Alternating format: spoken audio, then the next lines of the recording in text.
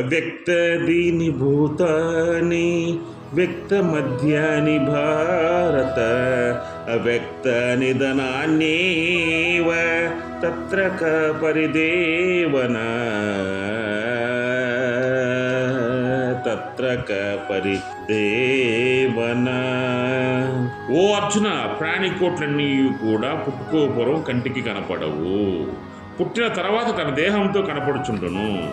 మరణించిన తర్వాత మళ్ళీ కంటికి కనపడకుండా ఉండును. అట్టి వాని విషయమై నువ్వు శోకించటేలా.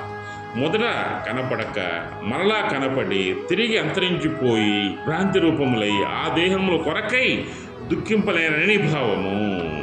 అంటే ఇక్కడ ఆది యందు ఏ అవ్యక్త రూపమును కలిగి ఉన్నదో అట్టి అవ్యక్త రూపమును తిరిగి అంత్యమున ధరించుచుండును. దానికి శోకింపనేలా అని అర్జునునకు శ్రీకృష్ణ భగవాన్ చెప్తున్నాడు.